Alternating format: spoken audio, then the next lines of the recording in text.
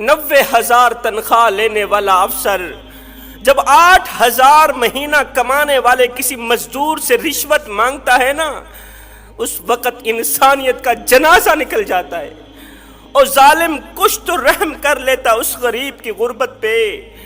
وہ غریب بوڑھا باپ جو کڑکتی دھوپ میں تتی ریت کے اوپر بوڑھی کمر پہ بوریاں لاد لاد کے دن رات ایک کر کے اوور ٹائم لگا رہا ہے، 6 بچوں کے لیے روزی روٹی کا بندوبست کر رہا ہے، او نادان او ظالم، ایسے غریب مزدور سے رشوت مانگتے ہوئے تجھے شرم نہ آئی؟ تیرے پاؤں سے زمین نہ ہلی؟ اللہ کے قہر سے نہ ڈرا؟ اللہ کے عذاب سے نہ ڈرا؟ مرنے کے بعد اس رب کو کیا منہ دکھائے گا جس رب نے تجھے حضرت انسان بنا کر دنیا میں بھیجا تھا؟ اے مرنے کے بعد کالی شکل لے کے اس کے سامنے تجھے شرم نہیں آئے گی؟ جس رب نے تجھے خوبصورت شکل دے کر دنیا میں بھیجا، کالی شکل لے کے اس مالک کا سامنا کرتے ہوئے تجھے شرم نہیں آئے گی؟ صاحب، نماز کی بہت بڑی فضیلت ہے، نماز پڑھنے سے بہت زیادہ ثواب ملتا ہے، نمازی کو اللہ تعالیٰ بہت بڑا مقام دیتا ہے۔ روزہ رکھنے کی بہت بڑی فضیلت ہے، روزے دار کو اللہ تعالیٰ بہت بڑا مقام دیتا ہے۔ جتنی بھی عبادات ہیں، نماز، روزہ، حج، زکوٰۃ، تہجد، اللہ تعالیٰ بہت بڑا مقام دیتا ہے، بہت بڑا مرتبہ دیتا ہے، مگر سنو، عبادت اس مقام تک نہیں پہنچاتی، نماز اس مقام تک نہیں پہنچاتی، روزہ اس مقام تک نہیں پہنچاتی، حج، زکوٰۃ، تہجد اس مقام تک نہیں پہنچاتی جہاں غریب کی خدمت پہنچاتی ہے۔ عبادت اس مقام تک نہیں پہنچاتی۔ حضرت سیدنا علی المرتضیٰ شیر خدا کرم اللہ وجہ الکریم نے فرمایا تھا، فرمایا اگر کوئی بھوکا روٹی چرائے، روٹی چوری کرے، بھوکا شخص جو 3 دن کا بھوکا تھا روٹی چوری کرنے پر مجبور ہو گیا، اگر وہ ایک روٹی چوری کرے تو چور کے ہاتھ کاٹ دینے سے کہیں زیادہ بہتر ہے وقت کے حکمران کے ہاتھ کاٹے جائے۔ ایسے چور کے ہاتھ کاٹنے سے کہیں زیادہ بہتر ہے وقت کے بادشاہ کے ہاتھ کاٹے جائے۔ یہاں پر جو میری مائیں بہنیں بیٹیاں میری آواز سن رہی ہیں، ان کے آگے میں چھوٹی سی گزارش رکھوں گا، گزارش کروں گا، اے اسلام کی مقدس شہزادی، جب تم کسی شادی کی تقریب سے ہو کر گھر آیا کرو تو اپنے بوڑھے باپ کو، مزدور باپ کو، غریب باپ کو یہ مت کہا کرو کہ فلاں شخص نے اپنی بیٹی کو 10 تولے زیور دیے، 10 تولے سونا دیا۔ جب تم کسی شادی کی تقریب سے گھر آیا کرو نا تو اپنے بوڑھے باپ کو یہ مت کہا کرو کہ فلاں شخص نے اپنی بیٹی کو جہیز کے لیے 10 تولے زیور دیے، 2 ٹرک جہیز کے دیے، سامان کے دیے۔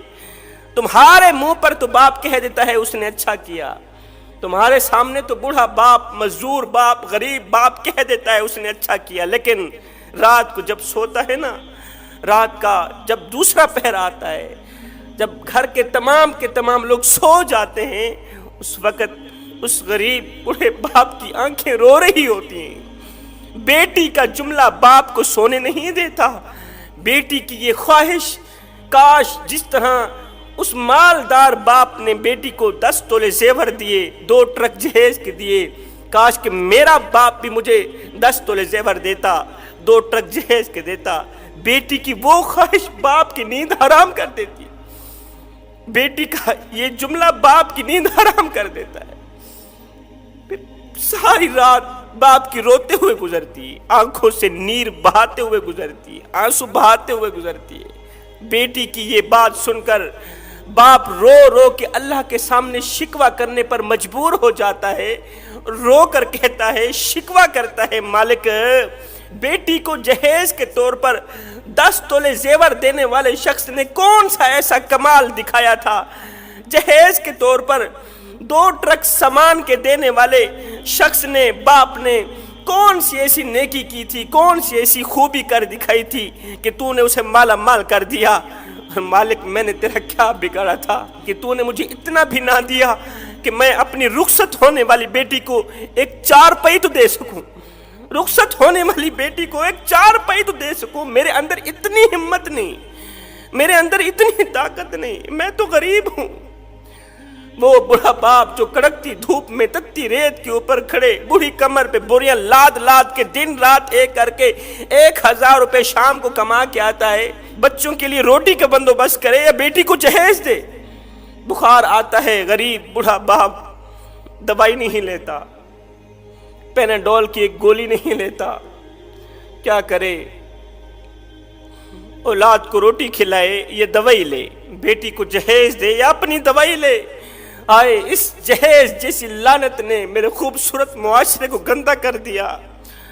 آپ دیکھتے نہیں ہیں ہمارے معاشرے میں جب کسی کی بیٹی کی شادی ہوتی ہے تو بیٹی والے بیٹی کا جہیز 4 پہیوں پہ بچھا دیتے ہیں، پھر محلے میں آواز لگاتے ہیں دوسری بچیوں کو، دوسری عورتوں کو، بچیوں آؤ ہماری بچی کا جہیز دیکھ لو۔ آپ دیکھتے نہیں ہیں ہمارے گاؤں میں یہ رواج ہے، جب گاؤں کی کسی بیٹی کی شادی ہوتی ہے تو اس کے جہیز کو 4 پہیوں پہ بچھایا جاتا ہے، 4 پہیوں پہ بچھا کے دوسری بچیوں کو آواز دی جاتی ہے، بچیوں آؤ ہماری بچی کا جہیز دیکھ لو، بچیوں آؤ ہماری بچی کا جہیز دیکھ لو۔ میں نے کہا نادانو، تم نے جہیز دیا تو اپنی بیٹی کو، لیکن یہ کسی کو بھی خیال نہ آیا کہ جو بچیاں تمہاری بچی کا جہیز دیکھنے آئی ہیں، جو بچیاں تیری بیٹی کا جہیز دیکھنے آئی ہیں، ان بچیوں میں سے لاوارث بچی بھی موجود ہے، ان بچیوں میں سے یتیم بچی بھی موجود ہے، ان بچیوں میں سے اس غریب بوڑھے باپ کی بچی بھی موجود ہے، جو غریب بوڑھا باپ دن رات ایک کر کے اوور ٹائم لگا کے نہ دن دیکھتا ہے، نہ رات دیکھتا ہے، نہ سردی دیکھتا ہے، نہ گرمی دیکھتا ہے، نہ بھوک دیکھتا ہے، نہ پیاس دیکھتا ہے، وہ بیٹی کے لیے روٹی کا بندوبست کرے یا اس کے جہیز کا بندوبست کرے۔ خدا را کچھ تو رحم کرو، کریم آقا کی غریب امت کو جینے دو۔ وہ غریب جس کو میرے کریم نبی نے فرمایا تھا، او میرے غریب میری امت میں سر اٹھا اٹھا کے چلنا، غریب میری امت میں سر اٹھا اٹھا کے چلنا ہے۔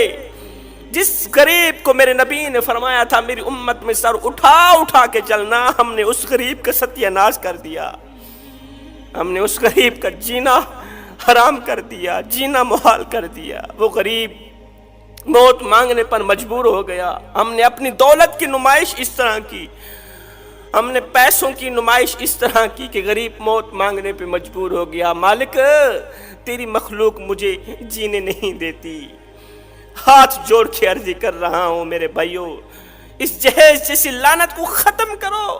یہاں پر میں آقا کریم علیہ السلام کا ایک رلا دینے والا فرمان سنانا چاہوں گا، ضروری سمجھوں گا۔ میرے کریم نبی نے فرمایا تھا، او صحابہ جی یا رسول اللہ صلی اللہ علیہ وسلم، میرے نبی نے فرمایا کسی یتیم بچے کے سامنے اپنے بچے سے پیار نہ کرنا، اس سے یتیم کا دل دکھے گا، یتیم کو مرا ہوا باپ یاد آئے گا۔ او صحابہ کسی بیوہ عورت کے سامنے اپنی بیوی سے پیار نہ کرنا، اس سے بیوہ عورت کا دل دکھے گا۔ فرمایا او صحابہ کسی غریب انسان کے سامنے اپنی دولت کی نمائش نہ کرنا، اس سے غریب کا دل دکھے گا، غریب اللہ کے سامنے شکوہ کرنے پہ مجبور ہو جائے گا۔ ہے روٹی امیر شہر کے کتوں نے چھین لی، فاقہ غریب شہر کے بچوں میں بٹ گیا، چہرہ بتا رہا تھا کہ اسے مارا ہے بھوک نے، حاکم نے یہ لکھا کہ یہ کچھ کھا کے مر گیا۔ ہم غریبوں کی مدد کرتے ہیں، غریب ہمسائے کے گھر روٹی دیتے ہیں، لیکن تب جب وہ بیچارہ مر جاتا ہے۔ آپ دیکھتے نہیں ہمارے محلے میں جب کوئی فوتگی ہو جاتی ہے، جب کوئی مر جاتا ہے تو پھر ہم سارے محلے والے مل کر اس مرنے والے کے گھر پوری فیملی کے لیے کھانا پہنچاتے، پوری فیملی کے لیے کھانا پہنچاتے۔ میں نے کہا نا دانو، مرنے والا روٹی روٹی کرتا مر گیا، مرنے والا 3 دن کا بھوکا تھا، آخر مر گیا۔ روٹی کھلاتے تو اسی مرنے والے کو کھلاتے، آج اس کے مرنے کے بعد تمہاری دی روٹی کس کام کی؟ کسی عورت نے کہا حضرت کوئی ایسا وظیفہ ہے جس کے پڑھنے سے اللہ تعالیٰ جلد از جلد سنبھال لے، کوئی ایسا وظیفہ بتاؤ کہ اللہ تعالیٰ مجھے موت دے دے۔ میں نے کہا بہن یہ کیا کر رہی ہے؟ اس نے کہا آج سے 6 ماہ پہلے میرے شوہر کا انتقال ہوا، میرا شوہر فوت ہو گیا، عزیز و اقارب نے میری کوئی مدد نہ کی، عزیز و اقارب کی ہماری مدد نہ کرنے کی وجہ سے، غربت کی وجہ سے بالٹی دی، اس بالٹی کے اندر چنی اور چھولے بنا کر ڈال دی، بیٹا جاؤ فلاں سکول کے سامنے، شہر کے فلاں سکول کے گیٹ کے سامنے چھوٹی سی دکان لگا لو، شام کو جتنا کچھ کمانا اپنی 2 ننھی بہنوں کے لیے اور ماں کے لیے روٹی پانی لے کر آنا، بازار سے ہوٹل سے روٹی خرید کے آنا۔ زندگی کا نظام چل رہا تھا، وقت گزر رہا تھا۔ کل کی بات ہے، میرا 8 سالہ سربراہ چنے چھولے بیچنے کے بعد 200-400 روپے جیب میں ڈالے ہوٹل کی طرف جا رہا تھا، ہمارے لیے روٹی خریدنے کے لیے، کھانا لینے کے لیے ہوٹل کی طرف جا رہا تھا۔ راستے میں سے موٹر سائیکل پر 2 آدمی آئے، انہوں نے میرے ننھے سربراہ کو 2-4 تھپڑ بھی لگا دیے اور 200-400 روپے بھی لے لیے۔ میرے ننھے سربراہ کی کل جمع پونجی لے کر بھاگ گئے۔ اس نے چاہا کہ میں بھیک مانگ کے اپنی 2 بہنوں کے لیے کھانا لے کر گھر جاؤں، لیکن اسے باپ کا سبق یاد آ گیا۔ باپ نے کہا بیٹے ہم سید لوگ ہیں، بھوکے مر جانا لیکن کسی سے صدقہ نہ لینا، بھوکے مر جانا، بھیک مت مانگنا، خیرات مت مانگنا۔ میرا 8 سالہ سربراہ رات کو گھر آیا روتا ہوا، کہنے لگا ماں آج کی رات کل کا دن روزہ رکھ لو، کل شام کو کھانا لے کے آؤں گا۔ میرے ساتھ یہ کچھ ہوا۔ جب میرے 8 سالہ سربراہ نے کہا نا کہ میرے منہ پر 2-4 تھپڑ لگے ہیں، میں آسمان کی طرف منہ کر کے رونے لگی، کہنے لگی مالک میں تیری رضا پہ راضی ہوں، مالک جے سونا میرے دکھ وچ راضی تے میں سکھ نو چولہے ڈھاواں، مالک میں تیری رضا پہ راضی۔ رات کا دوسرا پہر آیا، میری ننھی سی بیٹی اٹھ کر رونے لگی بھوک کی وجہ سے، کہنے لگی ماں یہ جو میری چھوٹی بہن ہے یہ کب مرے گی، یہ جو چھوٹی بیمار بہن ہے یہ کب مرے گی۔ میں نے کہا بیٹی یہ تم کیا کہہ رہی ہو، بہن کی لمبی عمر کے بجائے اس کے مرنے کی دعا مانگ رہی ہو، صحت یابی کی بجائے اس کے مرنے کی دعا مانگ رہی ہو۔ نہیں اماں، جب ہمارا باپ فوت ہوا تھا تو ہمارے محلے والوں نے ہمارے گھر کھانا پہنچایا تھا، میں تو اس سوچ کی بنیاد پہ کہہ رہی ہوں اگر یہ چھوٹی بہن مر جائے، باقی نہیں تو صبح محلہ کھانا دینے کے لیے آئے گا، پورے محلے والے اٹھ پڑیں گے کھانا دینے کے لیے، باقی نہیں پیٹ بھر کر کھانا تو کھا لیں گے۔ خدا را میرے بھائیو، زندہ لوگوں کی قدر کرو، زندہ لوگوں کی مدد کرو۔ عبادت اس مقام تک نہیں پہنچاتی جہاں غریب کی خدمت پہنچاتی۔